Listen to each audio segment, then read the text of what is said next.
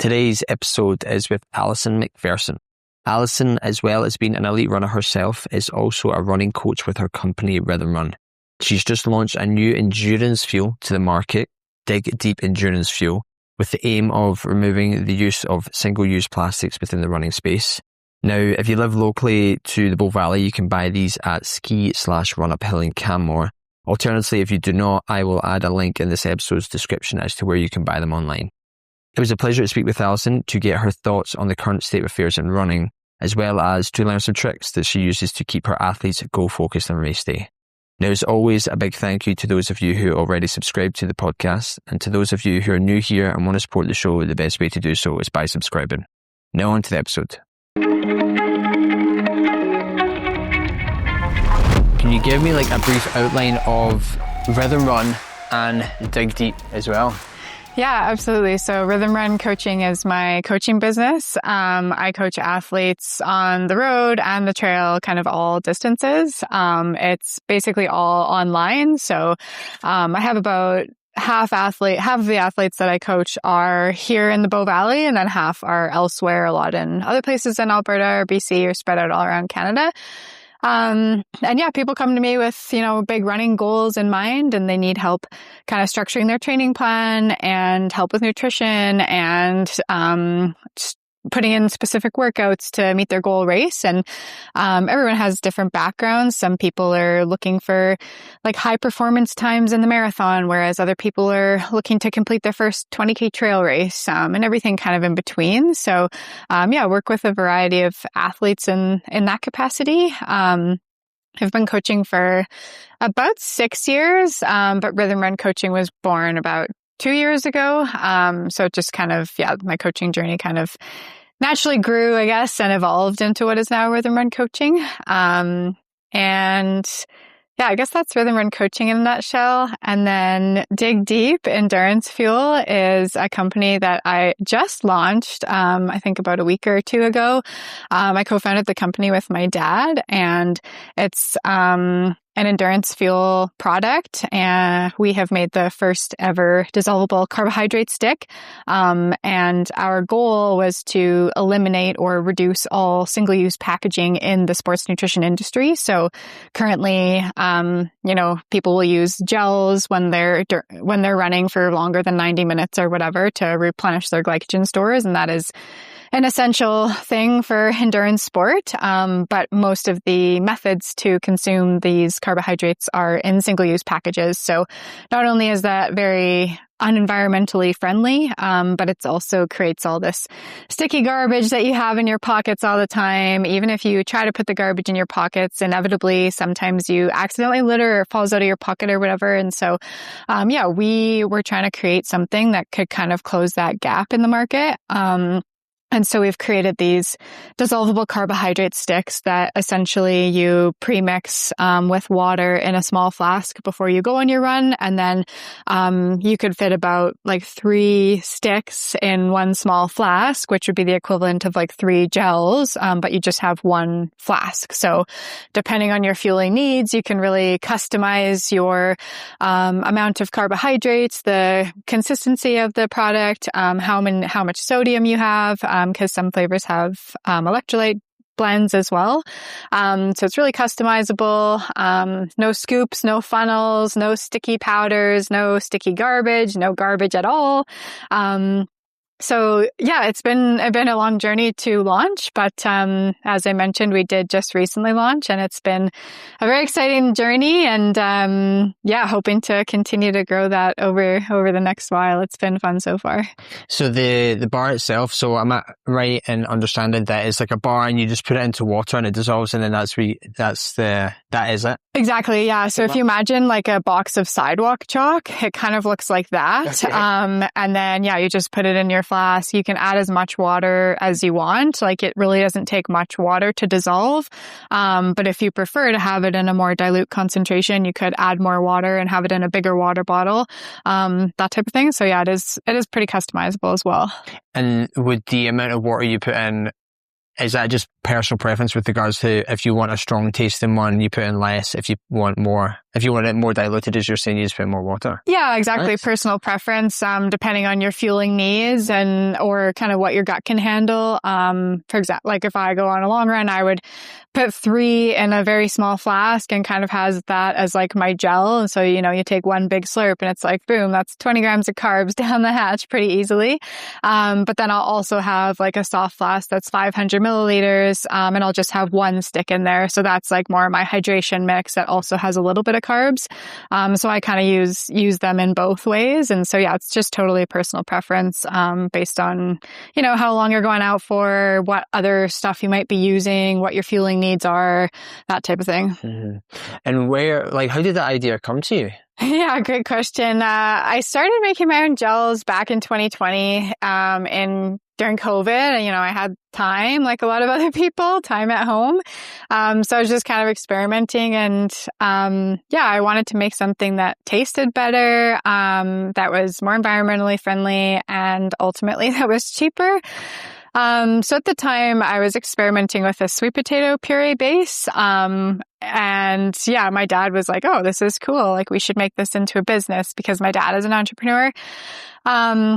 And at the time I wasn't really interested. Like I was still working for Parks Canada at the time. And so, a couple weeks later went back to work, et cetera, and the idea kind of just faded. But then a couple years ago, I guess about 2 years ago now, I was deciding I needed a break or change from working for the government. And so this idea had kind of still been simmering in the back of my mind for the last few years. And, along with my dad and the encouragement from several good friends and my partner, I kind of dove into this along with diving into coaching a little bit more heavily at the time. And, so obviously it evolved a lot since the sweet potato base. And is that a sweet? It's nothing to do with sweet potato now. Right. When you said that, I was like, oh wow. No, it's nothing to do with sweet potato. Right, okay. It's completely changed. I guess one idea just comes to the next, and it's evolved so much that, I kind of started making my own gels a long time ago, but now it's evolved to what this is now. And so I guess the reason or the way that we thought about it is like in the sports nutrition industry, there is single-use gels. And the point of that in my mind is that it's very convenient, right? You pick one off the shelf, you put it in your pocket, it's super easy. And then we have the electrolyte category that has like these dissolvable tablets like Noon or something like that. You just plop it in your water, it dissolves, it's super easy. And then we have carbohydrate drink mixes that have a scoop. You need to use a funnel to put it in your soft flask. Usually kind of powder gets everywhere, but also like a really nice way to consume carbohydrates. And so in my mind, we kind of took the best thing from each of those categories and just put it together. So, we have the dissolvability of an electrolyte tab, but we also have the carbs from a drink mix, but we don't have any of those scoops or funnels, and we don't have any single-use packaging, and it's customizable. So that's kind of how it evolved. Like we had kind of identified all these gaps in the industry and how can we close or capitalize on any of those gaps. And so that was kind of the goal of the project. And again, the main goal was sustainability in mind. Just don't want to go through so many pieces of plastic per day or per weekend when you're out there training a lot. Is that not like, I feel like, was it maybe just the Paris Marathon recently or something where there was in the news, it was going on about how there was like so much litter afterwards? Yes, yeah. I mean, it's everywhere. Like even just last fall, I ran the Victoria Marathon, and there was huge, like these environmental groups were kind of posting these articles after, because it's a really beautiful course and you're all along the ocean for the whole way. But then there's all this trash that the runners, either accidentally or not, it doesn't matter. There's trash on the ground, and then before people can come clean it up, it gets blown into the ocean. So, it's one thing if it's just on the ground, like on someone's yard, and it's litter and that sucks, but someone picks it up and puts it into the landfill. I mean, it's still in the landfill, but at least it's not in the ocean. But yeah, I think more and more, like the world in general, but also this industry is trending to more towards like sustainability and how can we improve, how can we reduce our carbon footprint, all those kinds of things. And so I think that, yeah, hopefully this is the start of something new. Hopefully we can help change the game a little bit and by introducing this new product into the market. It does blow my mind every time I take like garbage into the bin. Like from that house or into like Sullivan Bars, you have the outdoor bins. From like when I get rid of garbage in any context, it blows my mind. I'm like, this is just going to a landfill. Yeah. Like I'm one person of, early 30s that has done this my whole life. Like there's billions of people. Yeah. I'm like, how are there not landfills literally everywhere? Like it's unsustainable, it's right? Kind of crazy. Yeah. Yeah. And I know there's obviously a lot of recycling and stuff like what you're doing, but it still blows my mind. I'm totally. like, there must be so much rubbish on a daily basis just getting... 100%. You don't really hear about landfills or see landfills, or I don't know if it's because of where we live now. Yeah. That you don't really, because obviously we're in a national park and they're not going to have a landfill here, but it kind of blows my mind. Yeah, I mean, there used to be a landfill in Banff on the Minnewanka Loop, and then tourists would go and see the bears there because that's where they would always be. But yeah, I mean, I think we are living in a bit of a bubble here for sure. But it's so true. Like eventually we'll run out of space or something. Like it's definitely not sustainable. And I would assume so. The Dig Deep kind of came around from like your own personal, like you yourself are a runner, you're seeing all this stuff.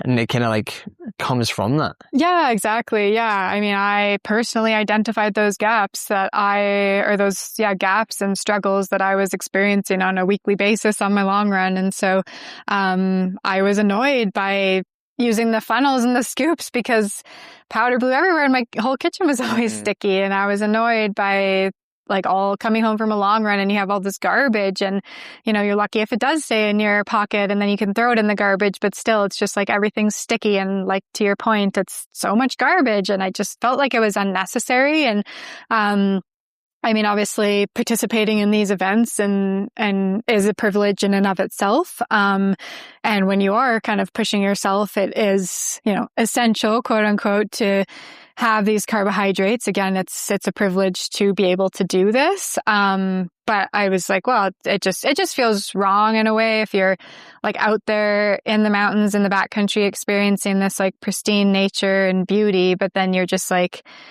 I don't know, like creating all this litter on top of it. It almost just kind of seems like an oxymoron in a way. So yeah, I just kind of was like, oh, maybe I can try to change this for myself. And at first it wasn't meant to be like a product that I introduced into the industry. It was more just how can I as an individual feel a bit better about this. And then that eventually led to where we are today with Dig Deep. And do you feel better? Yeah, slightly. I mean, it's, I do. I think, you should, sorry. Yeah. I think like there's so much that goes on to the business, side of things. And obviously we've just launched that I don't feel like we've made a huge impact in terms of like the big picture, reducing the amount of garbage. But we've had an incredible amount of positive feedback so far. And a lot of that positive feedback is geared towards exactly what I just mentioned, that, wow, I love the idea that you're not having to use all of this garbage. We've also been getting a lot of positive feedback about other things like the customizability and how easy it is to use and the flavor, et cetera, which is amazing because that does reinforce that I have made a good product and I haven't compromised on those other things while trying to make it sustainable. But yeah, I think a lot of people are recognizing things that I've recognized in the industry, that there are these gaps and it is very wasteful. And so for people to see a product that has now come out that does kind of address that, I think people are really excited about it. It must be, yeah. And also once you've had an idea and then created it and then other people are like reinforcing that this is a good thing, it must be like, there must be a sense of gratification in that as well. Definitely. Yeah. Especially, it's kind of been something that I've been working on like behind the scenes more or less for the last 2 years. Obviously close friends and family kind of knew about it, but, had been kind of quietly working on it. And then, my close friends and family, of course, were supportive and like, yeah, this is amazing. I think it's going to be a good product. And it's like, well, obviously you're going to say that because you're my close friends and that type of thing. But I also truly believe them. And I mean, I think because I run so much, I do know the industry as well, and I have a pretty good taste on what is going to go well for the industry. And I mean, at the end of the day, it's not going to be the product for everyone because nothing is. Otherwise, there would just be one product and there wouldn't be a whole industry around it. But yeah, having people who I've never met before who just see the product and they have good reviews already is like super reinforcing because it does mean that, yeah, doing something right, I think. Yeah, if your close friends give you positive feedback, it sadly probably doesn't mean as much as if a stranger gives you positive feedback. Cause, as you say, you feel like you would hope that if it was bad, they would tell you it was bad, as in your close family. But like a stranger has no like loyalty, no bias, no wish to make you feel good about yourself. But they're the ones that are saying like, this random thing that I've just tried is awesome. Yeah. You're like, sweet. It definitely holds a different weight for sure when it's a random stranger. Yeah. And when you were saying it, so how is it customizable? So it's customizable in the sense that you can decide how many carbohydrates you want, what ratio of carbohydrates to electrolytes you want, and kind of how much water you want, like how diluted you want it. Right, okay, cool. So when you say customizable in the sense, is it customizable in the sense of like, if you want, what you were saying earlier about if you want to put in 3 or 2 or 1, is customizable in that sense? Or can you actually customize it prior to ordering? I'd be like, hey, I want more of a ratio of this in it. What you said first. Okay. So yeah, it's customizable in kind of how you make it. So the sticks are the sticks. But we do have 3 flavors, lemon ginger, watermelon mint, and original. Wait, sorry. Lemon ginger, watermelon mint, and original. So original doesn't have any flavors, and original also doesn't have any electrolytes. So that's how you can kind of customize it by putting, so the watermelon mint and the lemon ginger have electrolytes. So you could put 1 watermelon mint stick in the same flask as 1 original, and then you double your carb count, but you wouldn't double your electrolyte count. Right, okay. So you can kind of customize it based on how many electrolytes you need, and then supplement with the original flavor to kind of increase that carb amount if you don't need more electrolytes, if that makes sense. Yeah. And where did the flavors come from? Was it just you're like, I like these, let's put it together? Or did you try a bunch and then these are the best? Yeah, a little bit of both. When picking flavors, I mean, there's so many gels out there that I personally just do not like the taste of. And I think that's the case for a lot of people. For a lot of different gels, and it's hard. It's really hard to make a good tasting gel because all of the kind of natural thinking flavors for a gel are things that are very, very sweet because that's what the gel is. It's sweet. So you get a lot of like chocolate caramel or birthday cake or strawberry or whatever. And so I wanted something that somehow didn't taste quite so sweet, which again is kind of impossible because it's literally just sugar. So obviously it's going to taste sweet. But yeah, the idea with the lemon ginger was kind of that hopefully that lemon ginger kind of like tang would take away a little bit of the sweetness. And I do think it does a really good job of that. It is like quite a strong flavor. So I know those are 2 fairly heavy flavors, and some people are like, oh, I just hate ginger. So then they wouldn't try it, which is like totally fair because it is quite a strong flavor. But in my mind, that kind of like balances out the sweetness a little bit. And then same with watermelon mint. I mean, I just love watermelon, so it was kind of an easy one. I did sample a bunch and then I was like, oh, this is so good. But again, I just felt like watermelon felt really refreshing and kind of summery. And so yeah, kind of went with that. And then hopefully eventually we do plan to launch more flavors, and that's something that's going to be super fun to think of and, you know, get feedback from people for what the people want. But yeah, for now, I just kind of obviously made the executive decision myself, and I like them. I love both those. Like I love anything lemon and ginger. I love it. And when I did, I did a race, and they had, it wasn't watermelon and mint, but they had watermelon with like tons of salt on it, which was like, I'd never had that before. Yeah. I remember when the first time they gave it to me, it was a long distance run, which is obviously, I think, the idea of behind it. Yeah. But I remember when I first tried it, I was like, this is going to be disgusting. Yeah. By the end of the race, I was like obsessed with it. Salted watermelon is the best. Yeah. I mean, ours kind of tastes like salted watermelon because it has the electrolytes in it. So especially in a concentrated version, you can definitely taste the salt, and yeah, I love it. Yeah, I've tried to explain that to people. I'm really like friends who are runners afterwards. I'm like, dude, you should try like watermelon with salt. And they're just like, you've lost the plot. You've actually lost the plot. But, and then taking a little step back there. So obviously with your running as well. So you were saying that with Rhythm Run specifically has been alive for 2 years, but you were coaching 6 years before that. Or you've been coaching the last 6 years, the last 2 of which was Rhythm Run. Yeah, about 6 years total. Yeah, I kind of started coaching, I think it was back in 2019, and some friends just asked if I could help coach them for their first half marathon. And I had, a lot of personal running experience, but no coaching experience. But I was like, oh yeah, sure, I'll try. Like that could be fun. And then through word of mouth, like a bunch of people kept reaching out, asking if I would help coach them. And so, yeah, it kind of grew organically. Those first 4 or 5 years, I didn't put any effort into like advertising or, trying to grow a roster or anything like that. It was purely just by word of mouth. So it was kind of, up and down based on depending on how many clients I had, if any, at the time. And I was working full time for Park, so it was just kind of something to do for fun on the side if it happened. And then, so yeah, it just kind of organically grew from there, and then eventually decided to like go more into it. So then, yeah, got a name, a website, all that kind of stuff. And what were you doing for Parks? I was on the wildfire crew for a few years, and then trail crew for a couple of years as well. Okay. That seems like such a. I was going to say it seems so common. I obviously don't actually think it's that common. I think it's probably just because of where we live. But probably. I think you're like one of like 4 people that I've met who've done that. Whereas like back in the UK, I don't think I'd ever met anyone who did like any wildlife. Obviously there's like probably not the necessity to have it back home. But so the running just kind of grew organically out of the fact that you were obviously good at doing it, and people were like, you should talk to Ali, she'll help you. Yeah, exactly. Wow, yeah, I think cool. So. Yeah, I mean, that's how it started. And then once I was like, okay, I'm going to do this more, then I posted about it on like my own social media. I got a website. I created a Instagram page for Rhythm Run coaching, and kind of grew that. And have a lot of people reaching out now through my website or through my Instagram. A lot of people still just hear of me through word of mouth. So, yeah. And is that, so you've been a full-time coach for the last 2 years?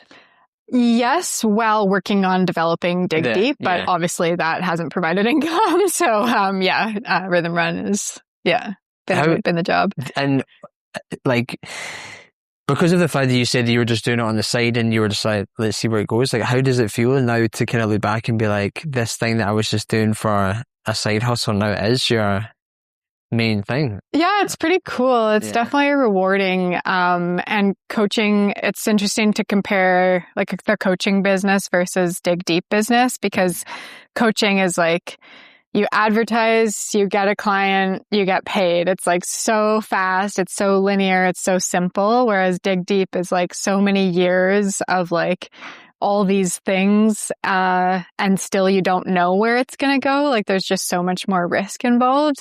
It's Rhythm Run coaching. It's been super rewarding because it's like how much effort I put into it, I immediately kind of get back, which is really cool.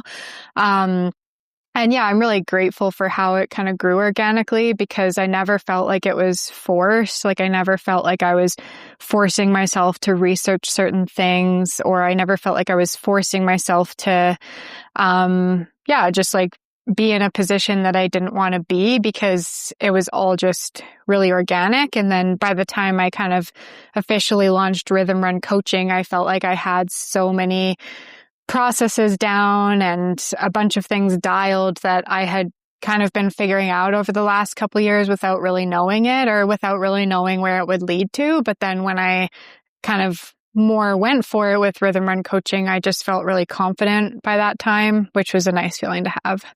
And do you think, from all the, you were saying like going through all the processes and dialing stuff in, do you think that there's a general foundational a general foundational practice that you can apply to really anyone?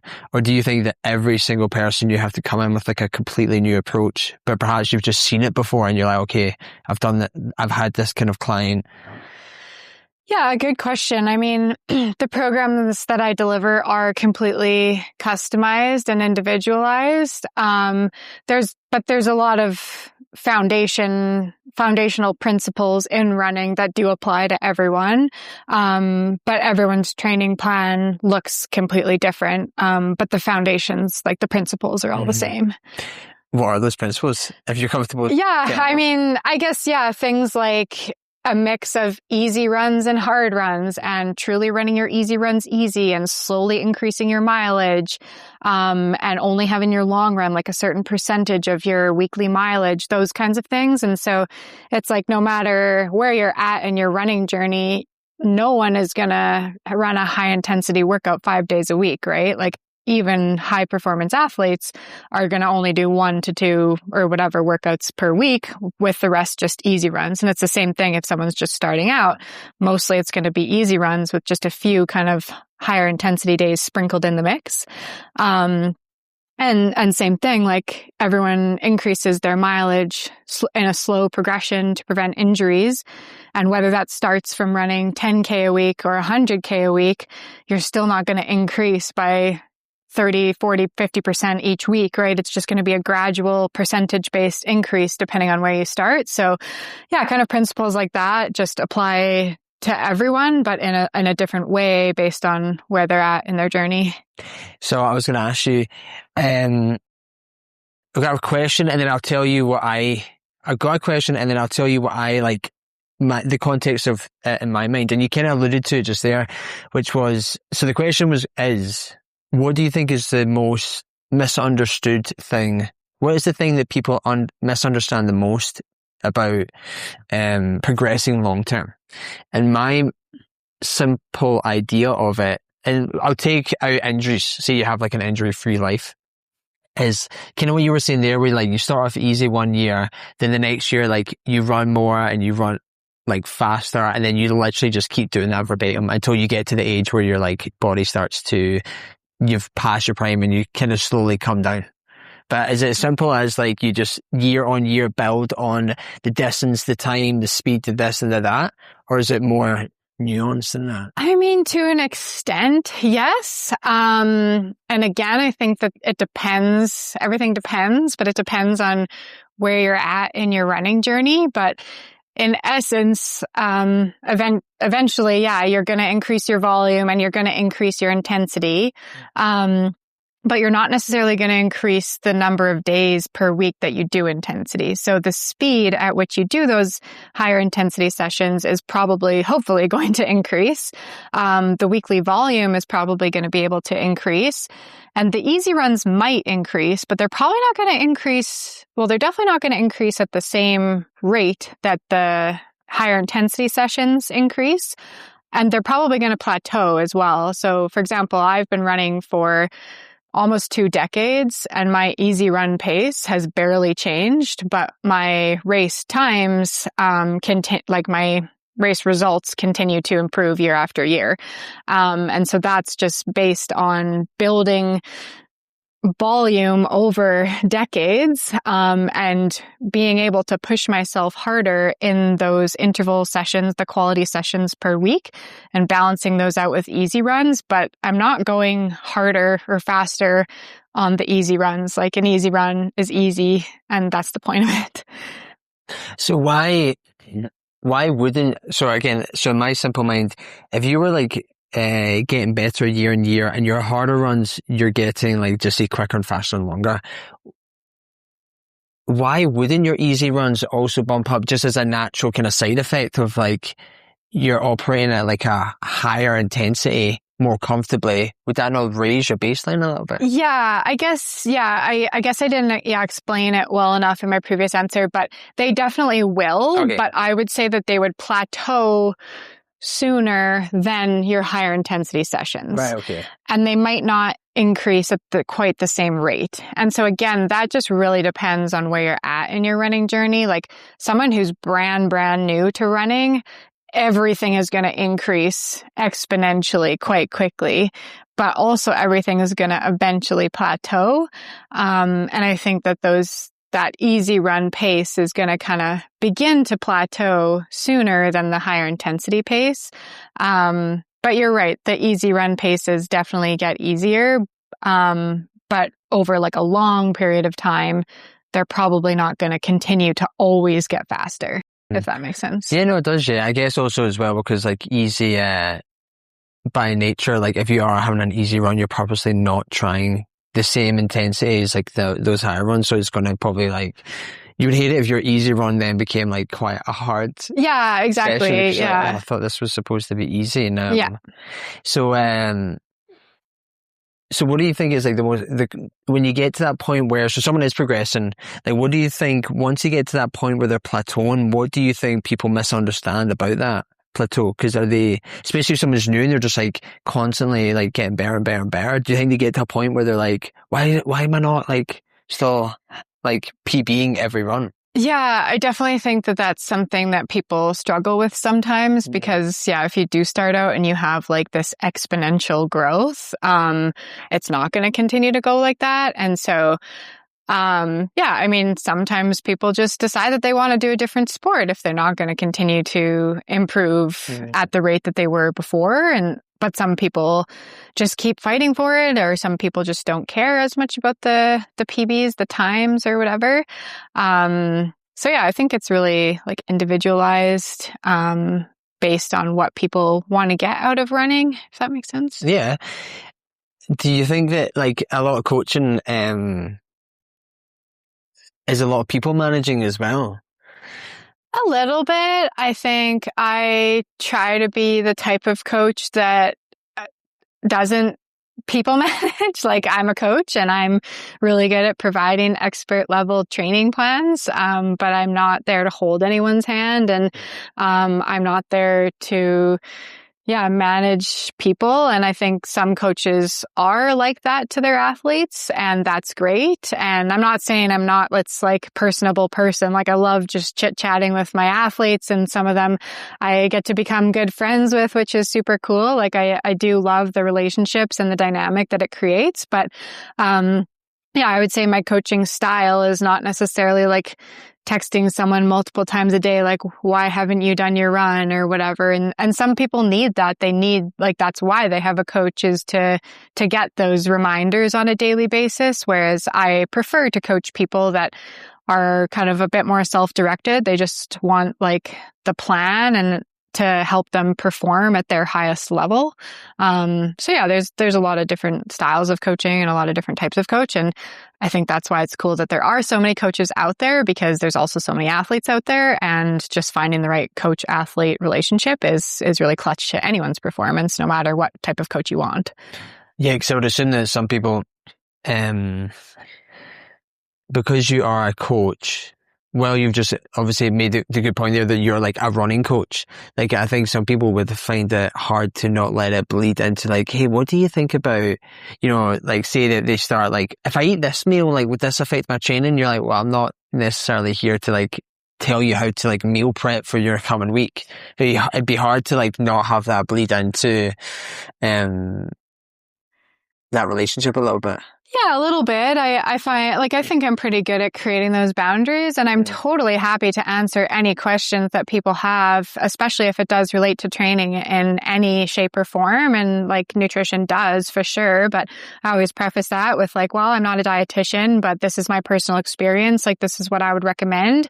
And then, I'm not afraid to recommend other professionals to them as well. Like if they do need help or really want help for a certain area, I'm like, this is beyond my scope of practice. Why don't you reach out to this person or something? But yeah, I mean, for the most part, I'm always happy to share my personal experience, whether it is exactly running or exactly under the scope of coaching. Just kind of prefacing like, this is what I've personally done, but I'm not an expert in this field. So it may or may not work for you. If you want to try it, it's up to you. So, and I think with all the personalities that you'll no doubt see as well, some people that you're seeing are like really self-directed, and then other people who aren't, or like just like different quirks and personalities. Like it must be quite interesting to deal with someone, and then perhaps you just tell them one thing, they're like, cool, got it, and they'll do it. And then another person, you're like, right, I need to coerce this person into Yeah, totally. And I think that's like one of the challenges that I like about it is like I meet the athlete where they're at. And so it's up to me to figure out what this person needs from coaching and what their communication style is and all those kinds of things. And so, yeah, it can be challenging. And it's a lot easier if people just tell me exactly what they need. But sometimes that's hard for people too. And they just can't or they won't. And that's totally fine. Like as a coach, I think that that's my job or role to kind of like, it's my role to help them however they need it. And whether that's by a lot of communication or a little communication or explaining things in different ways than I might have explained to everyone else. Like that's communication is like the pillar of coaching, I think. And if they don't understand me, like that's on me. I gotta make sure that they do understand me by explaining it in a different way. So yeah. And not comparing your, like what you do as a career with what I'm about to say, but I was, similar idea. I was like getting my hair cut the other day and I, as a guy, just going, I'm like, hey, just need it like tidied up. But I was chatting away with this guy, the barber, who I've known for a little bit now. And I was like, it must be mad when people come in and they literally give you like no information. They're just like, hey, I kind of want it to be like shorter. And then him as the barber has to then interpret like this vague information and be like, right, okay, I guess I'll cut it like X, Y, and Z. And maybe that's what they want out of it. It kind of sounds like it'd be similar in your situation that if someone doesn't give you like, hey, I want to be doing like, you know, a marathon in under 3 hours and 30 minutes. They're like, hey, I just want to run like longer and faster. You're like, okay, then I guess we'll do this then, or? Yeah, I mean, yeah, I think like most people come to me with goals, and even if it is just a goal of running further and faster, like I can totally work with that, and that's fine. And yeah, so I can definitely meet people where they're at. And I think that's one thing that I love about coaching is like hearing everybody's goals. And at the end of the day, like I'm honored that my athletes choose me to coach them and they trust me. Like putting trust in a coach is like huge for your own personal goals. And so, I'm honored that people choose me and trust me. And so I do everything in my power to reinforce that trust is worth it. And I think I do a good job at that. Yeah. And the not that you need to name any specific ones, but has anyone ever came to you with a goal that you're like, wow, that's like quite intense? Not specifically. I think there are people who come to me that are kind of like don't give themselves maybe quite enough time for their goal. And yeah, I think transparency is just one of the best ways to approach those situations. And so I never want to be the type of person who's like shutting someone's goal down, especially if they're super pumped about it. 'Cause I think like, why not dream? Like you can have goals. And I think I just try to communicate that's like, I definitely think that's in your wheelhouse, but you know, it might not happen this year. And if it doesn't, then like, that's fine. We're just going to build some blocks and eventually you'll get there. And so, I mean, my job is to support these people to work towards their goals, but also stay healthy. And so, I have yet to experience an issue where like usually people realize somewhere down the line if their goal is unrealistic within that kind of time frame. I have yet to experience someone who isn't kind of in tune enough with their body to kind of know approximately where they're at least.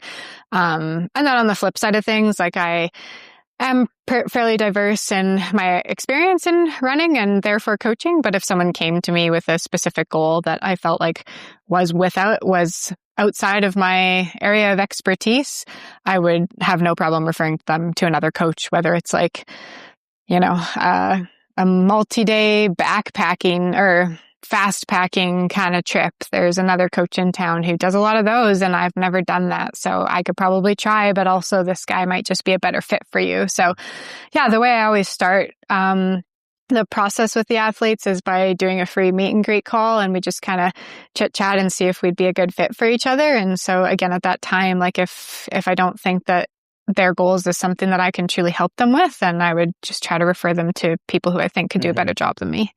And you were saying you've obviously got like diverse experience. So you do trail running and road running. You actually said something that I thought what you said before you said it in my mind was the opposite, which was I thought the trail running would be harder for your body over road running. But you were saying that, and it makes sense, that road running is harder on your body because of the constant like pounding on the tarmac and the pavement and stuff. Yeah, I mean, I would say that's generally what people say, is that, yeah, the road running is harder on the body. I think like on the trails, it's obviously softer surface and usually a little bit less intense. And even just it's so dynamic in the sense that you're not just kind of doing the same repetitive motion quite so much, because you're going over roots and rocks, you're going uphill, you're going downhill, you're navigating technical terrain and that kind of thing. So I think in general, people think road running is a little bit harder on the body. But it's also a little bit personal preference and experience, and just kind of, how people's bodies respond differently. And you said you didn't have a favorite of the two? Correct. Yeah, I'm not sure. I like better. I mean, they're both great. And yeah, there's aspects of both that I really love. So yeah. Yeah, I think in my mind, like I love trail running just because of kind of everything you were saying there, where it's like it's up, it's down, you're going through like terrain and stuff like that. Like I think I enjoy road running when I'm like, I specifically want to just go and run like 5K. Yeah. If I just want to do like a specific distance or time run, I might just stick to the road. Yeah. Whereas if I'm like, I just want to be outside. Yeah. That's when I find like the trail running is like a lot funner. Yeah, exactly. Yeah. It's cool to have them both. And I think they both like serve a different purpose for me, which is nice. Yeah. And especially if you've got like clients from like they come with you with multiple goals and multiple targets. Yeah. You kind of have that. And I would assume that there's also things that if someone had only been like a I was going to say road coach. That's not what I'm thinking of, but like a road running coach, I guess.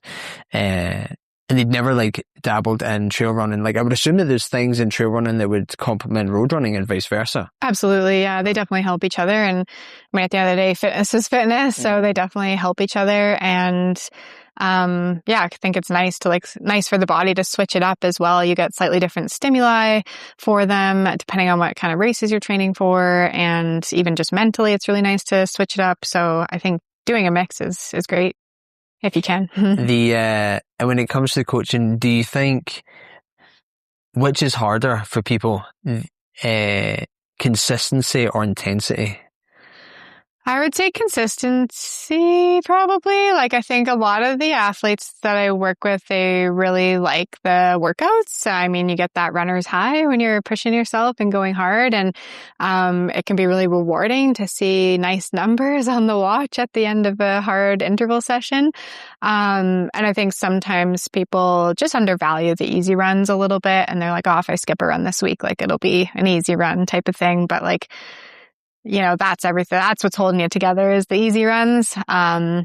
So yeah, I mean, it's just like people have lives outside of running, people have families, and like, everyone I coach, they have families and careers and all these things that they're juggling. And obviously running is just one thing on the side. So ultimately everyone's just doing the best that they can. But I think, for everyone in general, consistency can be really challenging, whether it's, lifestyle or change of seasons or injury or change of heart even. But I think, if you do want to get that kind of maximum performance, then it's like consistency over a long period of time rather than consistency over like a couple weeks or whatever. Yeah, because you could do a super intense short workout plan for like weeks, months, maybe even like a year. You could keep intensity up, but to have the consistency to like make it a lifestyle. Like, I think that was something that I can't remember if I read it or heard it or whatever, but someone was saying that you need to think of it of like a lifestyle change. Yeah. If you want to become like not just a runner, but like name like any sport that you want to take up. Like if you really want to like get into it, you need to be like, it has to be like a lifestyle change to make it a full life endeavor. Yeah, I totally agree. And I think that's true. But I think like the important thing to remember is that not everybody wants it to be that part of that big part of their life, right? Like some people want to check marathon off their bucket list, and that's great. That's amazing. Like it's an amazing accomplishment. But yeah, if you are looking for kind of that last percentage of performance, then it's definitely something that is more of a lifestyle change as opposed to like a hobby that you take up for a couple months or whatever. Yeah, I mean, I like doing different things. And what I mean by that is like, I like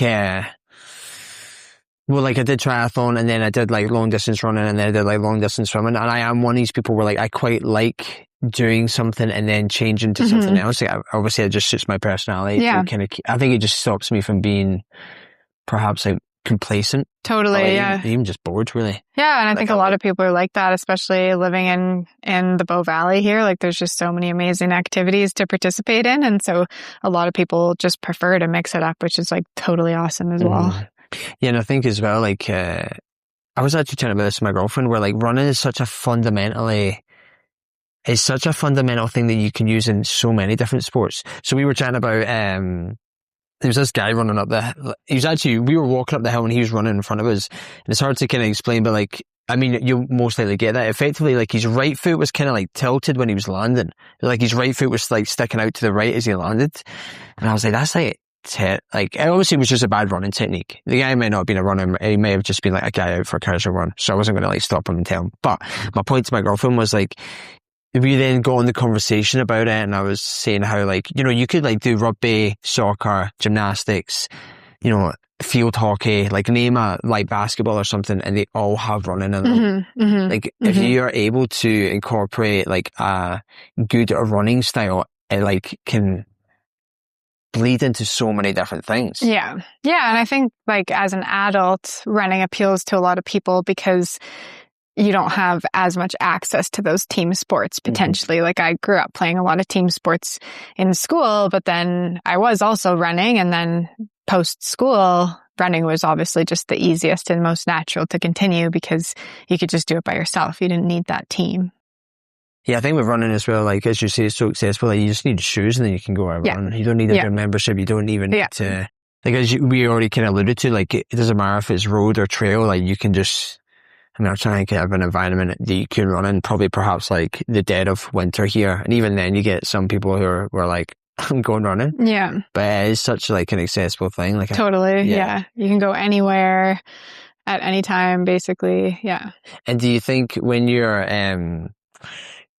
you know, you were saying that some people have like a change of heart. Do you think that's, do you think that there's some people that, and I'm not talking about your athletes here, I'm talking about like a bigger picture, is that there's some people who they perhaps like the idea of the end goal rather than the progression that it takes to get there?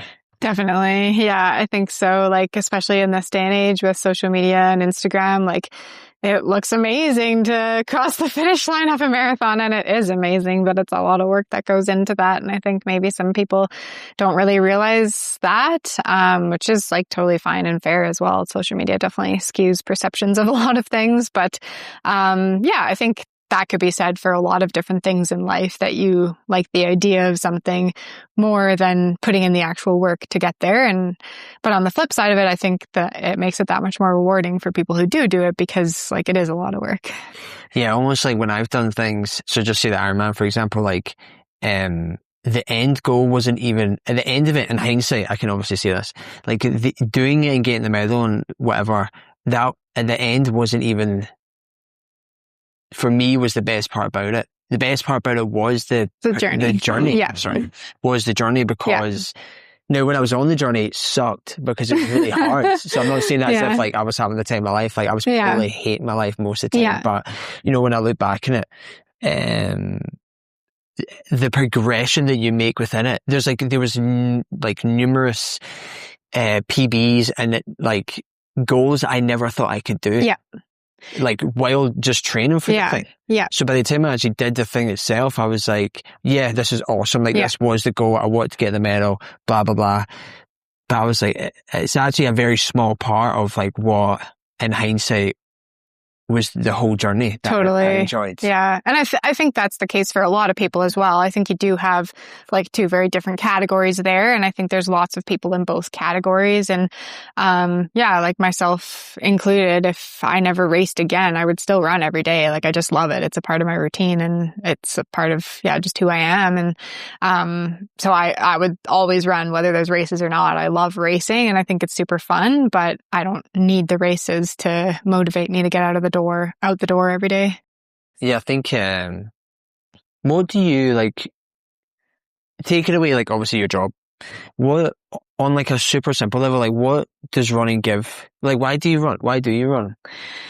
Yeah, good question. Lots of reasons, I guess. I think like in the most simple or pure form, it's kind of like a active meditation for me in a way. And yeah, it's just a part of my routine that kind of allows myself to clear my mind and think straight. And it's been a part of my life for so long that it is almost a necessary part of my day. Just like brushing my teeth or a meditation practice or a yoga practice or whatever it might be to some people, that is kind of running is kind of like a meditative act to me. So that's a huge part of it. And I think that's something that I'll always have and I'll always do. But I do also love pushing my body and seeing what I can get out of myself. And, you know, finding my limits or trying to find my limits and continuing to push faster times or distances. I love the competitive aspect of it as well, like competitive with myself, just trying to get the best out of myself. I think it makes me, a better person overall. And so lots of different reasons that I run, but, yeah. And do you run, this is linked to it, do you run with headphones or without headphones? A mix for sure. I think like going back to that kind of meditative aspect, if that's like the purpose of the day is like I've had a stressful day and it's like, well, I need to just like get out. I need to clear my mind. I need to just like breathe, and absolutely no headphones. And that's a lot of the time. On the flip side of things, if I'm like training for a marathon and I'm in a heavy training block and I'm running the same path every single day, there's no doubt about it that sometimes the runs do start to feel a little bit more like a chore than something that I want to do. And so then, I'll pop music or a podcast in sometimes. And then again, too, like I am an entrepreneur. And so sometimes I want to go for my run, but I also am waiting for an important call. And so I'll bring my phone with me in case they call, and I'll stop mid-run. And all right. I thought you were going to be like, I'll talk to them as I was running. I usually stop, otherwise I'm kind of out of breath, unless it's like my dad, who's like my business partner, then I would talk to him. But I try to not do that too much. Like I do think that running is like the one thing that kind of like fully removes me, especially like working from home. It is kind of hard to have that separation sometimes. So I try to not do that too much, but at the end of the day, like I'm launching a business and it's really important to me. So I'll do what I have to do. And, a bit of a mix, I guess. I asked that because when I was younger, I used to always run with headphones in. I guess, I don't know why, I just did. But as I got older, like I now exactly the same as you, like if I actually have stuff on my mind or I feel stressful or whatever, like I'll run without the headphones because I just need to get away from the noise. Totally. You know? Yeah. And just, sometimes there's noise in my own mind. Yeah. But I often find that running will help to just like, I almost think of it like a sieve, like it just like sieves out all the like nonsense, and then I'll be left with like a couple of thoughts. Like obviously you're starting a business, you're like, okay, cool, like nah, and you get this flavor dialed in today, right? Okay, I was thinking about this one and that one. Yeah, I mean, I do a lot of like really strong thinking on the run too. Like you're not distracted by like obviously if I don't bring my phone, you're not distracted by a message coming in or like, oh shoot, I should do these dishes or whatever. Like you're just out there running and the mind kind of spirals, and oftentimes it comes up with super cool ideas, and that can be really beneficial for building a business as well. Yeah, definitely. I even do that sometimes just with walking. Like exactly.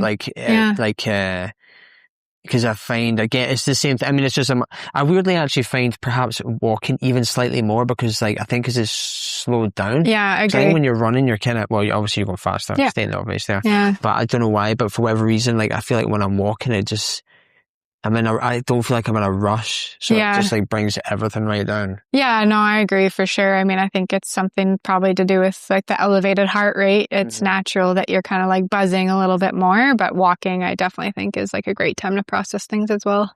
And speaking of elevated heart rate, so one of the questions I was going to ask you, which was, it's kind of tied into a mutual friend we have, Gavin, and an idea that we were kind of like going back and forth with. So recently, Gavin's been in the gym. He's got like a marathon in like a week or two. Yeah. Yeah. And he has been running on the treadmill in the gym. It's like his marathon pace, right? But he has like one of those obnoxiously large fan Okay. that the gym has. Like, it's Yeah. like the size of like a human, right? Okay. And he's had it like right in front of him, blasting cold air at him, right? We've kind of had like two different schools of thought with this. So, he was saying, so my idea was like, why are you running with the fan on? Because it makes it easier.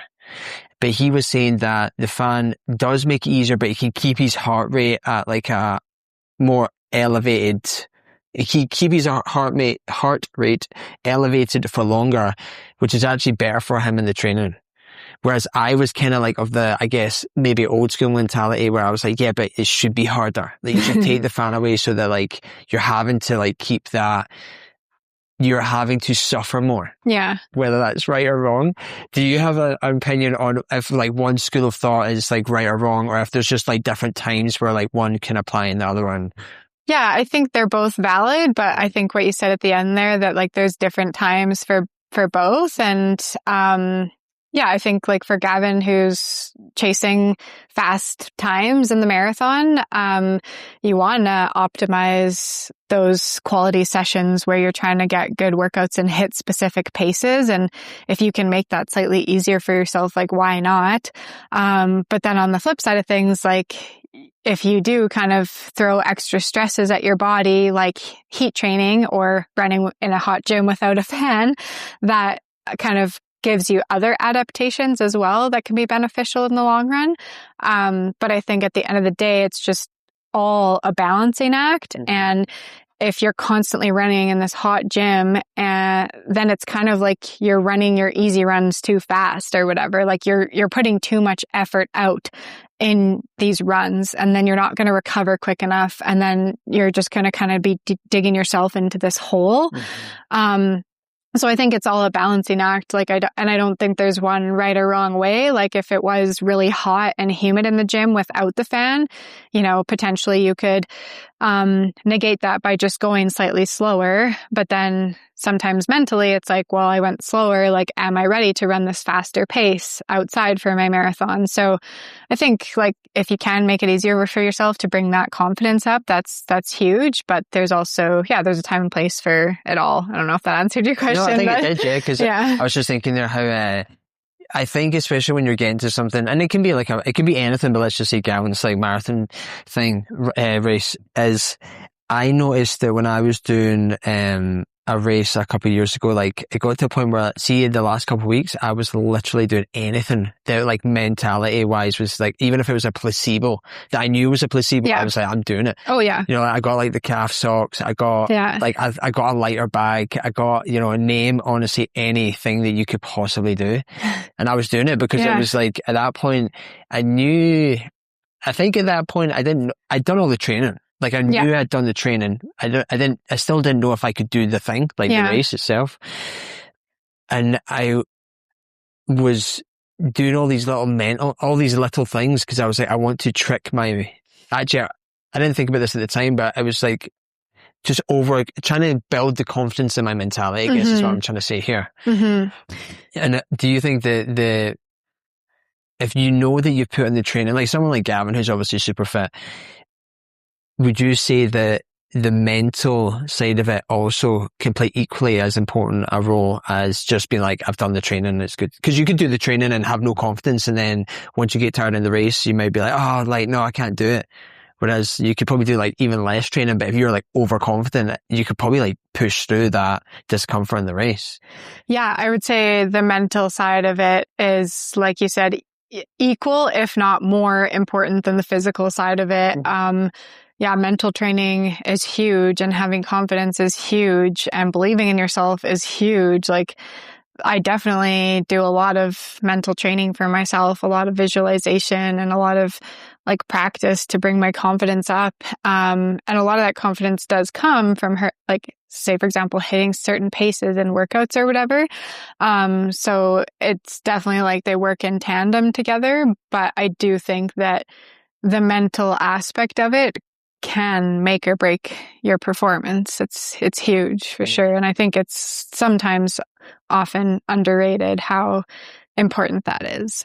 And you were saying, so you obviously have some like mental, like you do some like mental training with like visualization and stuff like that. Do you mind if I ask like what specifically that looks like?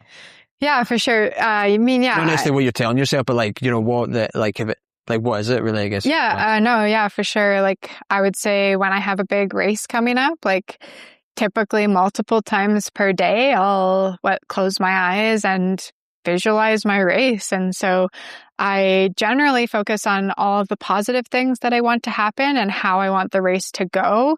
And I imagine myself like running across the finish line in a time that I'm proud of. And I imagine myself out there like running with people and smiling and taking in the energy from the crowds. And obviously every race is slightly different, the visualization aspect. But yeah, I think I just focus on all the positives and on what I want to go right. But I do also take time to think about what might go wrong and how I'm going to react in those situations.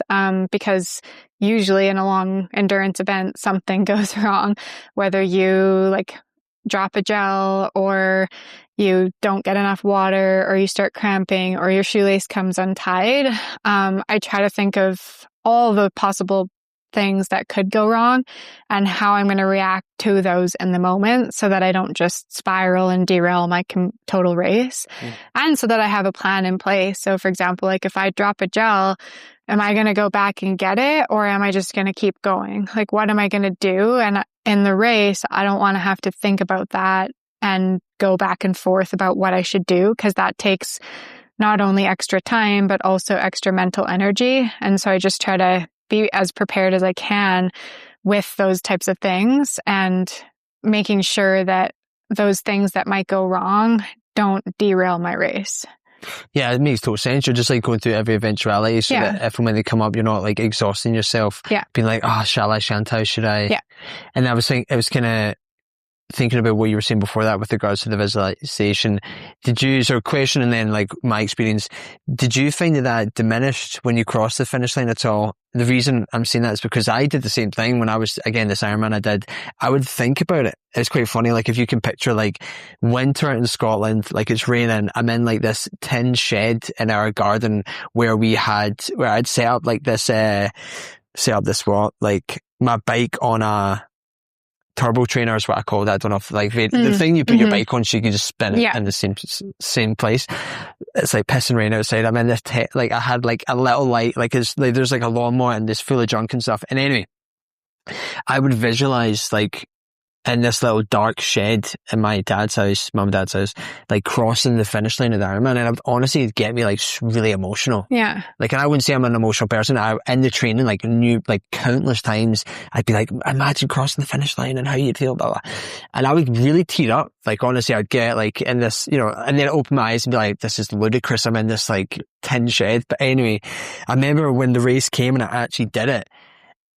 I thought I would be like totally overwhelmed. Like I was like, because of my experiences in this like little like visualization thing that I was doing. And when I actually did the race itself, like I didn't know whether it was because I had lived that moment so many times in my training that when I actually crossed the line, it wasn't like it wasn't this euphoric like, oh my God, I did it. It was like, oh yeah, like I thought I was going to, I don't know what I thought. I guess I just like visualized it so often that it just wasn't that shocking. Yeah, interesting. Yeah, no, that's never happened to me. I think, I've done so many races that I think I know kind of what to expect. And for me, the finish line is more about like, how did I execute the race and am I proud of the race that I executed? And so I've definitely crossed the finish line and been bummed out because something went wrong and like you can't have a good race every race no matter how much visualization you do. So I've definitely like been sad crossing the finish line or whatever. But I don't think that that's because of the visualization. It's just like, well, you had a bad race because that's just life and it happens. Yeah. Also, as soon as you said that, I was like,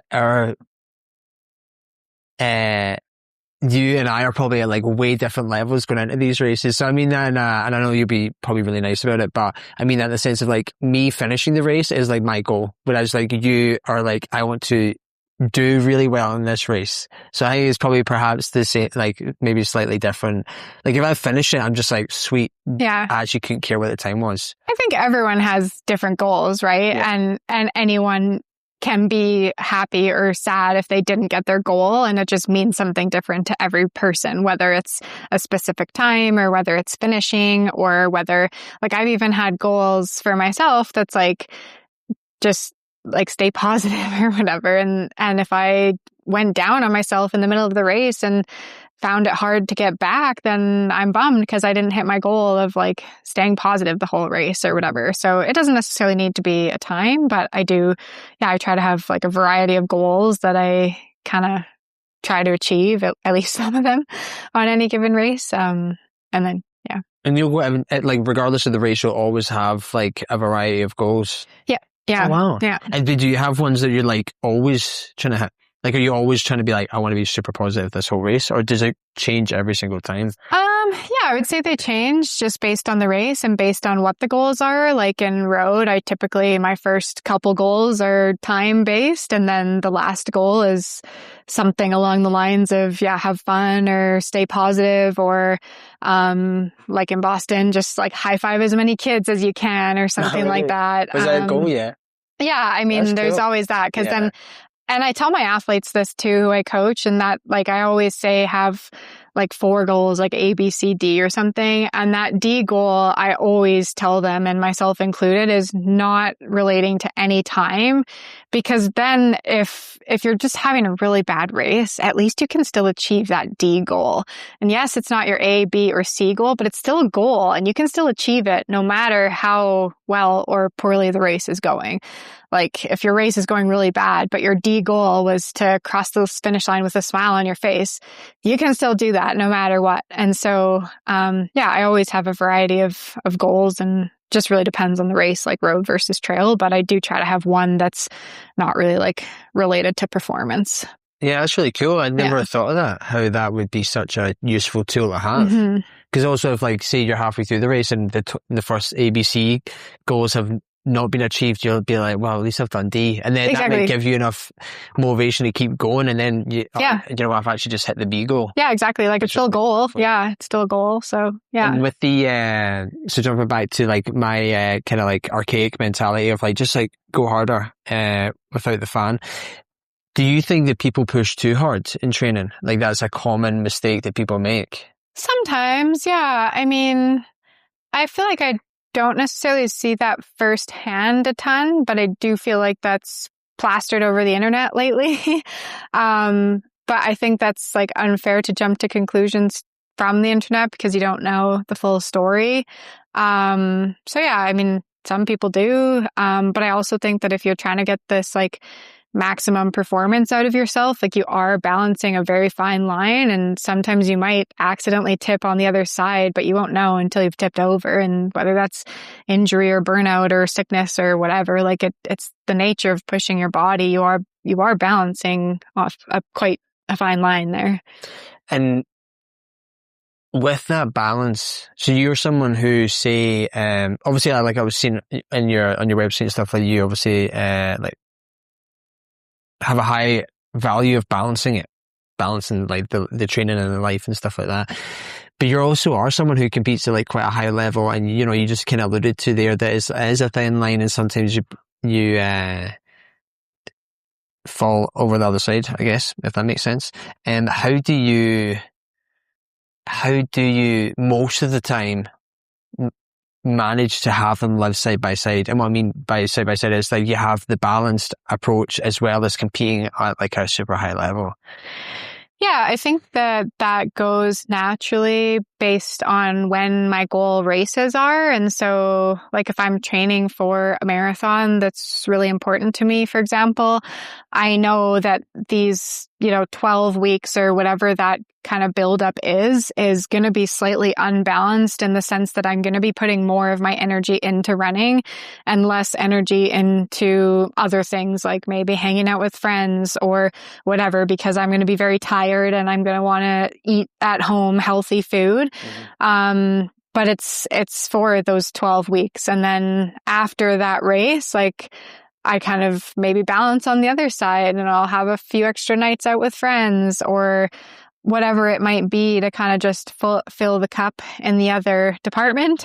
And so, I think like I couldn't always be going super hard towards a super big goal race because it isn't sustainable. And so, I think just throughout the year, it kind of ebbs and flows naturally based on when the races fall.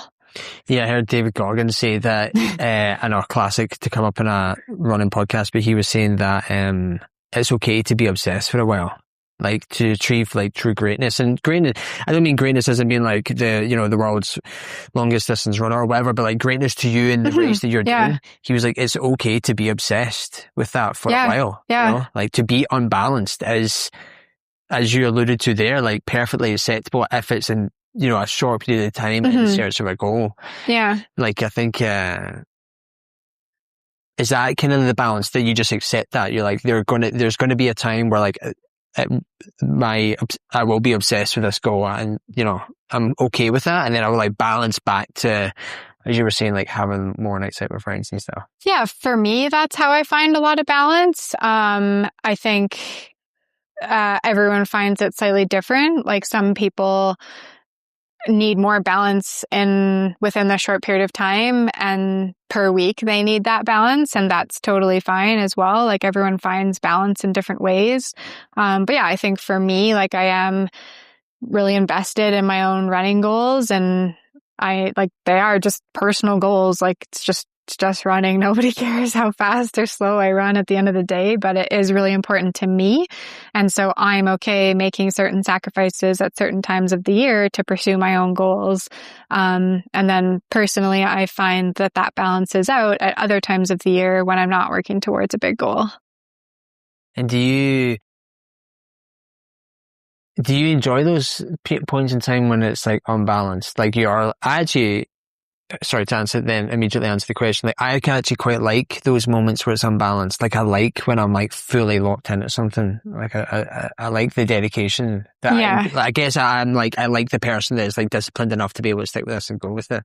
Yeah, I do too. I mean, I love it. And I think that's why I keep doing it. But I do recognize that it's slightly unbalanced. And I do think that I need that balance in the long-term perspective. And I mean, even just from a bit of a more zoomed out perspective, like these last couple years is a time where I happen to be able to put a lot more energy into my own running goals. And I'm really grateful for that because I want to see what I can do in running. But again, that's not going to be a long-term thing. Like there's going to be other things in life that take priority. And I'm super excited for when those days come. But right now I have the opportunity to kind of chase my running goals. And so, I'm just going for it and I'm locked in and yeah, I like that version of myself too. But there's so many other amazing, important things in life that I never want to neglect just because of running, because it is just running.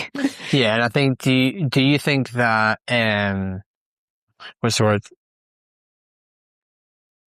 Do you think there's a point where chasing performance can actually start to have like a negative impact? Definitely, yeah. I mean, I think even just balance, I mean, I know everything I do is related to running, like my businesses and stuff too. But I think just having that as like something else that I'm working on, it's like if I have a bad workout or I have a bad race, it's like, oh, that sucks. But like, okay, back to my business goals. Mm-hmm. And so it is, I think, important to have balance in that regard too, because I think if the only thing that you're pursuing and care about is these athletic goals, like it can be great. And I think that that's how a lot of the top athletes come to success, is because of that obsession. But I also think that it can be all consuming and therefore potentially dangerous. Like if you get injured or if you do have a bad race or something happens, then it's like, what do you have outside of sport that still fills your cup that you can also work towards? And so yeah, I think it's possible, but I also think that like for high performance athletes, it's almost a necessity for at least some portion of their life. I agree with you. And I was thinking there about how, so I have this idea that I honestly believe that anyone can do anything. And I mean that in the sense of like anyone can do like a physical pursuit. So if you're like I was going to say even like a physically able-bodied person, but even people who have like, amputated legs and stuff like that can still do marathons, etc. But say I can't think of a thing, right? But if you're like the average person who you don't have anything that is like stopping you from doing a marathon, like say like no doubt you've chatted to people and they say to you like, I can never do that. Whether it's like a 5K or a marathon or again, name anything that you've done. Like the many times I've chatted to friends about long distance swims and like, oh, dude, I can never do that. And I'm like, 100% you could. Like, I've no doubt in my mind you could do it. But do you think that there is a point where you have to have something else? And by something else, I probably mean like talent to be like truly great at something. Or do you think like, take me, for example, if I 20 plus years ago, probably longer, but 20 plus years ago had like solely made being a like professional marathon runner my goal, like could I actually realistically now be that person? Or like would I have got to a point and then I would have needed like, you know, the gift of whatever to like get me to be like a truly great athlete? Yeah, I definitely think that genetics and gift is essential for a lot of sport. I think using you as an example, like, I don't know, maybe you had that talent, but you just weren't able to showcase it. Who knows? Yeah. So yeah, 100%. I think that like everyone just gets dealt a different hand in life, and you need like to be kind of that top 0.5% of athlete in the world. I do think that you need a combination of talent, genetics, and hard work. Like you could be the talented person in the world, but if you're not going to work hard enough, you're also not going to get there. And then some people just, no matter how hard they work, they just can't get there because their body's just made differently. Like I do think that that plays a big factor. I also think like environment, which is kind of also what you were saying there, like plays such a big factor. Like, yeah. I always think how many people, and this isn't just running, but like how many people in the world are like amazing singers, but they just don't like grow up in an environment where anyone gives a fuck about it. So they're just like, or they, sorry, I shouldn't say that, but they don't grow up in an LA or a Hollywood or name a like place where like there's a music industry. Yeah, they're not exposed to it, or like they don't have the opportunity to, that's presented. Or like running, like, you know, take running, like someone who grows up in a country or not even a country, just a place, like any country in Canada, or the town just doesn't have a track and field team and they just never ran. But had they been a runner, they'd be like, you know, the best ever. Like I think it's, and you never know. You really never know. Like the blessing of just, or not necessarily the blessing, but the luck of just, no, I don't want to say even the right place at the right time, but just, you know, being born in a place and being given the opportunities to really like show that talent. Yeah, I definitely think there's a lot of luck involved. And like you said, not only just talent and work ethic, but also just like, right time, right place kind of thing, like where you presented with that as an opportunity. And for you, like in your training, like was there a point where you realized that it wasn't just a case of like train harder? There was a point where you're like, you know, you already kind of alluded to the fact that you like do your visualization and some like mental stuff as well. Was there a point where you realized that, where you're like, it's not just a case of run harder and you'll be better? It's like, there's a bigger picture to this, like more of a holistic picture where it's like, I need to recover properly. I need to like dial in my mental stuff. I need to take time off to like whatever. Yeah.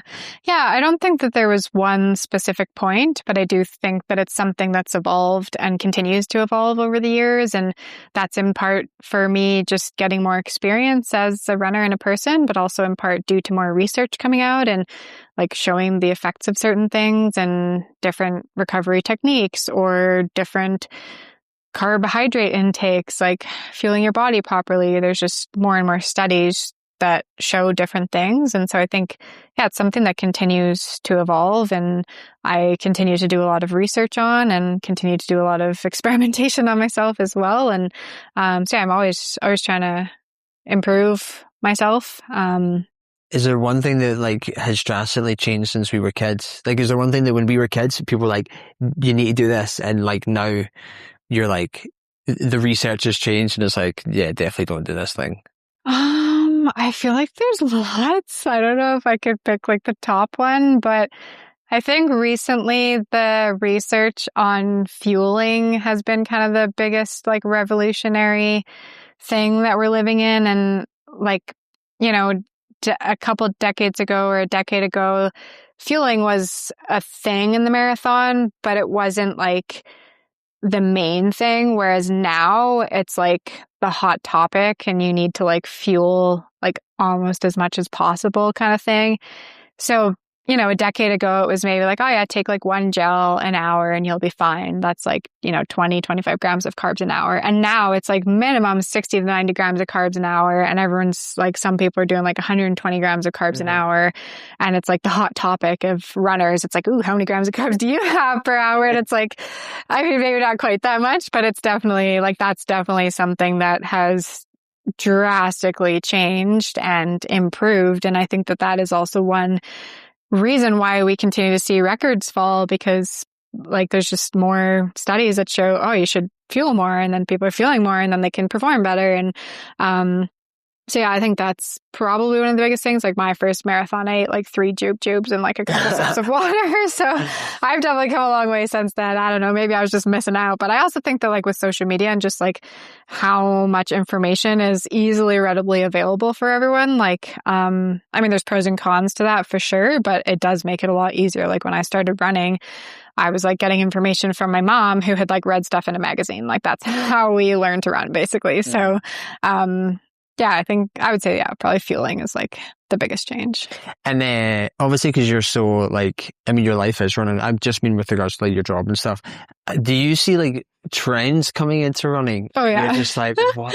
Like, why are we all now doing this? No, obviously that's more of a scientific one, but like there must be trends that just are even like fashion trends that come in. You're like, why? Like, yeah, definitely. It's interesting. Like I like social media. I like Instagram. I've made a lot of cool connections there, and I think it's a really fun way to like stay in touch with people and just like hype each other up. Like I do see a lot of benefits to it, but I also see a lot of like hilarious things. And yeah, from a coach and like longtime athlete, I think like it's interesting because I think like right now there's kind of this big running boom, and like there has been since COVID basically, because, you know, gyms were closed, everything was closed. The only thing people could do was run. So a bunch of people started running, which is like so cool, but it's gotten so much like more popular, which is amazing. And I think like, I don't know, or maybe I'm just dating myself now. I don't know. But like when I started running, like I didn't have a watch. I didn't have multiple pairs of shoes. I didn't have like multiple outfits. I didn't have like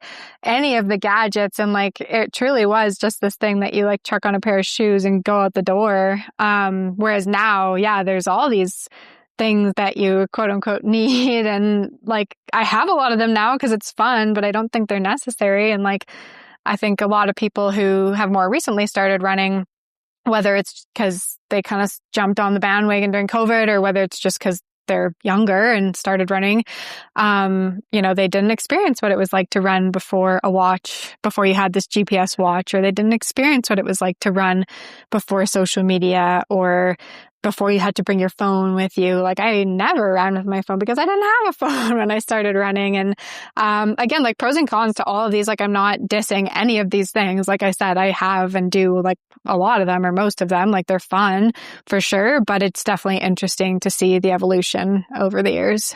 Yeah. I was the same as you. I didn't have a watch, and then probably like 5 years ago, I got this Garmin, and I got it because I was like, oh, I want to be able to do like X, Y, and Z, and like, you know, like see what my recovery is and my sleep time and my this and that.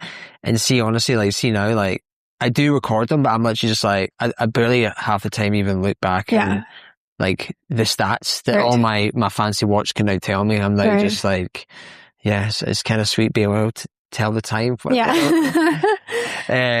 yes, I was just thinking it must be funny just to see the trends and be like, cool, this will probably die off. But I think, yeah, it definitely seems that, especially it seems like Canada's perhaps the same as the UK. Like in the UK, like after COVID, it was just like everyone, like when you were out driving your cars, like dodgems, because there was like, everyone was just running everywhere. Like it was kind of like chaos. Yeah, it was crazy. Yeah. And then jumping back to the coaching, do you find that, is it easier? Like what's harder? Is it harder to hold someone back or to push them? Depends on the person. Some people I think hire a coach to hold them back, and some people hire a coach to push them. Just really depends on the type of person that they are. And when you say someone that hires you to hold them back, like will they say to you like, hey, like what do you mean? Yeah, like a lot of people do too much too soon and then get injured. And so having a coach like holds them back by, you know, instead of immediately running 6 days a week. It's like, oh, okay, you actually haven't been that consistent. Like, let's start with 4 days a week and gradually increase, and then you'll lower your risk of injury. And so I think a lot of people, they just aren't educated or don't have the willpower to kind of hold themselves back to where they're really at. And so I think some people, hire a coach to make sure that they don't do too much and get injured. And have you ever been injured? Not really, no. If I'm running, no. I mean, yeah. Yeah, I've had kind of, not necessarily through running specifically, but just through being an active person and training and stuff a lot. I have had this like chronic thing. I've got like a lack of stability in my back, which I'm actually a lot better at now. Like 2 years ago, it was like pretty bad, but 2 years later, it's a lot better. But now I'm just like, oh, I wish I'd had someone at the time. Yeah. And be honest, like, see if they told me the time my whole back, I probably wouldn't have. Yeah. Actually, I'm like, I was like an early 20s, oh no, not early 20s, but like 20-year-old-ish guy. Yeah. Like, but it kind of, now I'm like kicking myself. Yeah. Like, I wish I'd had the knowledge that you're saying to know, to be like, you know what, like if you have injured yourself, probably best not to take a week off and then immediately do, like that's what I would do. I would injure myself.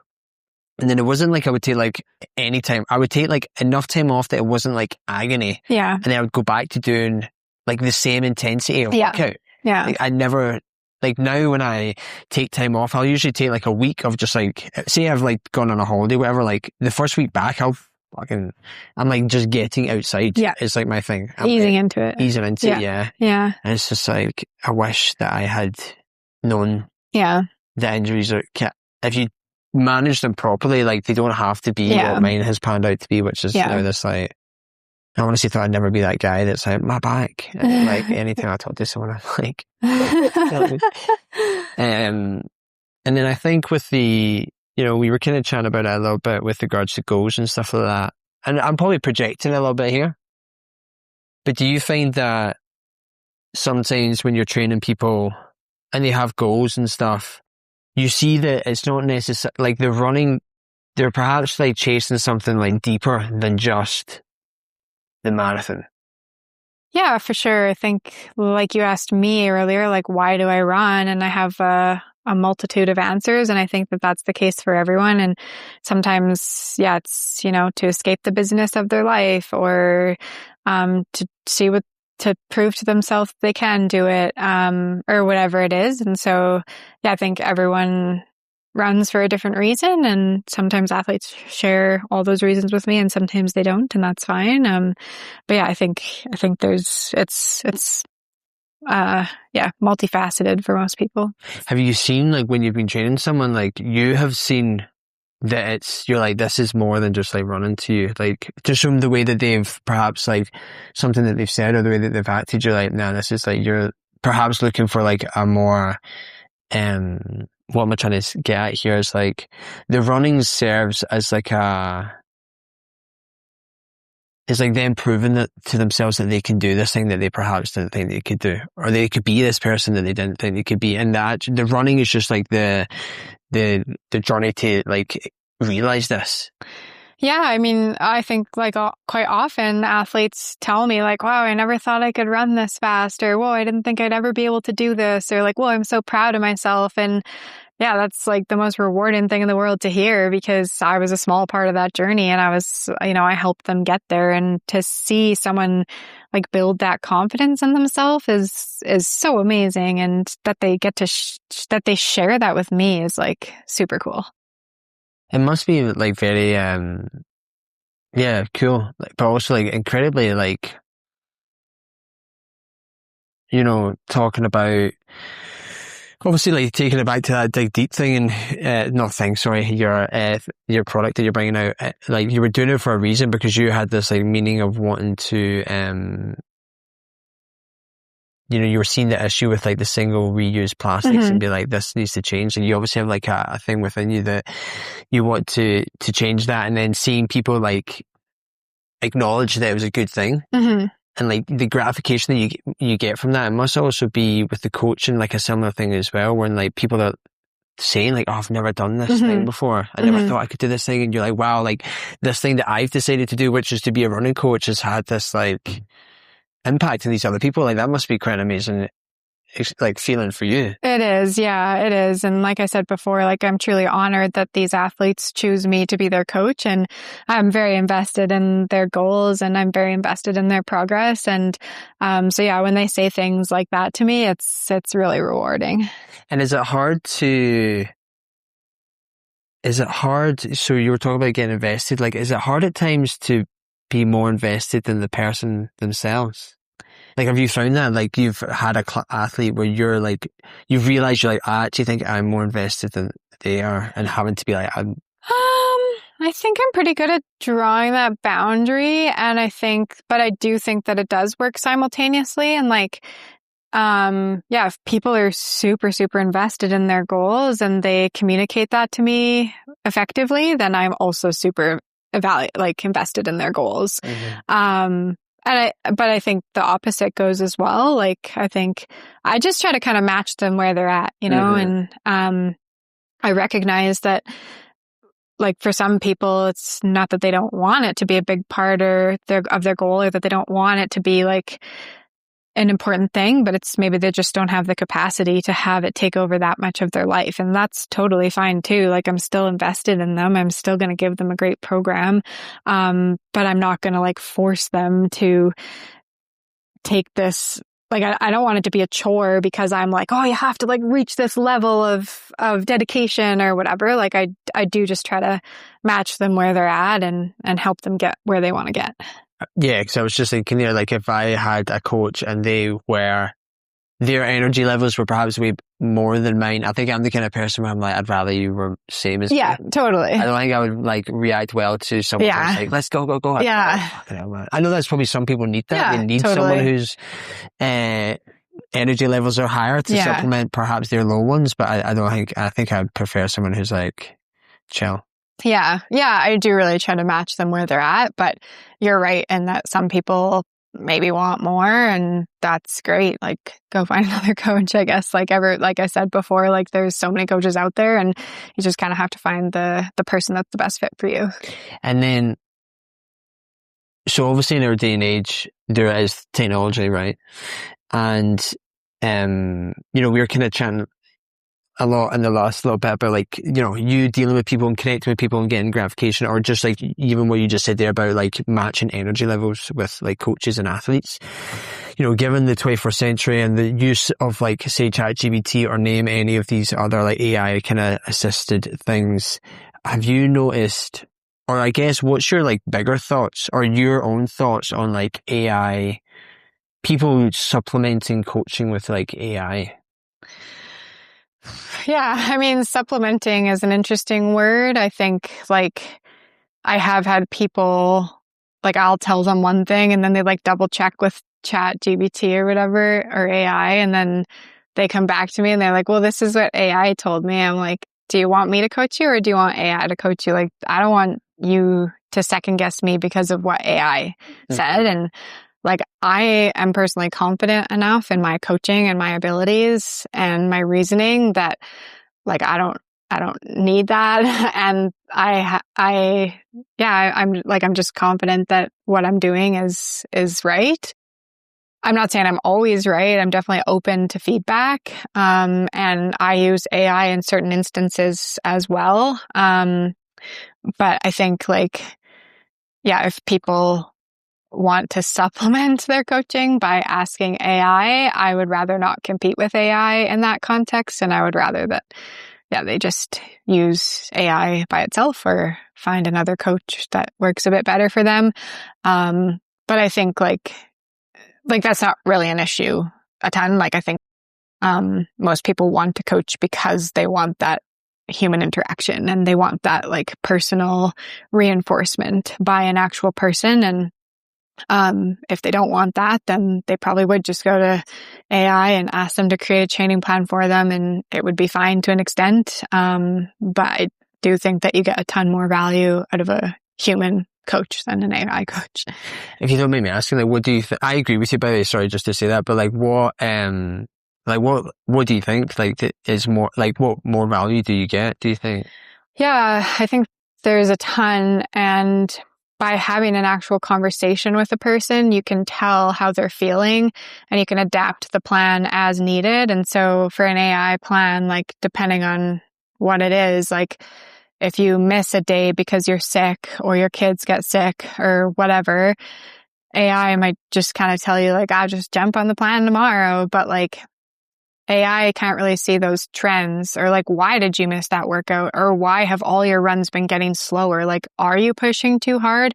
Are you getting enough sleep? Are you eating properly? Like, it's the holistic approach that I think a human coach really provides. And even just by talking to them versus typing, you get a gauge. Like, you can tell if someone's tired. You can tell if someone's fired up on their training or if they're like bummed out, and just like what the general vibe is, for lack of better term. But yeah, you're not going to get that from AI. It's not going to be as customizable and it's not going to be as empathetic. And I think that that's essential for a coach. Yeah, I was thinking there, like, the like emotions. Yeah, like totally. what you were saying there, because in an example where, say, someone has something like in their life, like their kids or their relationship or something is not great, they're emotionally, is bringing everything down, and their paces are slow, and they aren't able to connect the dots of like, there's a negative thing in my life, it's affecting my training. Whereas you as a coach could talk to someone and you're like, no wonder, like, or not no wonder, but you could perhaps as a human be like, well, this is no doubt affecting you because I know about the wider context of your life.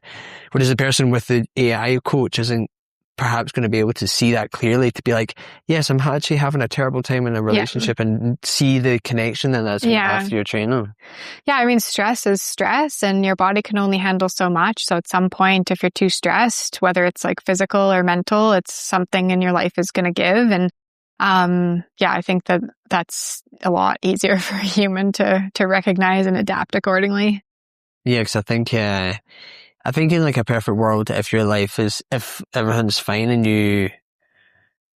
I'm trying to think, like, AI it'd probably just be good to a point, but I don't think it would ever be a true like for like in terms of value replacement for like a coach. Because I think as well, like, also the older I get, the more I value like less technology. Like I like this switching. Like if I go a walk now, I will usually go a walk without any, I would even leave my phone just as a total, like, I don't, obviously if I'm walking in town, I know where I'm going, but like as a total just like disconnect. And then also like to reconnect with people as well. Like, I was saying about putting my phone on the table. Like usually if I'm with people, like I'll make a point of like not having it. Yeah. Because I think in this day and age, you can get so wrapped up in being plugged in 24/7. Totally. That I think, and I'm not obviously saying this is you specifically, but even in a situation where like a coach was more expensive, like I'd probably rather actually pay more to have that human connection than to like live within the matrix of like an AI coach. Yeah. Right? Yeah, I think there's obviously people on both sides, because there's a lot of really successful coaches out there, but there's a lot of people that like don't necessarily see that value, and aren't willing to pay more, or there's just some people that simply can't afford it, and AI is obviously cheaper or free. So, it's not for everyone for sure, but I do think that there's a lot more value with the human connection. And with the, so you were saying, jumping to dig deep again, you were saying that so you launched 1 or 2 weeks ago. So like what's the next step with it with regards to like distributing it, getting it out? Yeah, good question. We're just trying to get the word out as much as we can.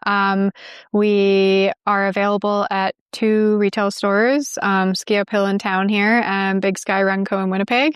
Currently both have it on their shelves. And then, we've been giving out product to some like athlete influencers and asking them to share about it if they feel like it's a good fit. We're just trying to spread the word like online. And then I'm also going to be going to some local events, local races with some samples, and just get people to try it before they kind of commit to buying a huge box. But like I said, we've had a ton of really good feedback, and everyone who's purchased has, to my knowledge, like I know anyone who's messaged me has has only had positive things to say. So I think it's, just a matter of trying to keep spreading the word, which is just continuing to like post online and go to events and spread the good word.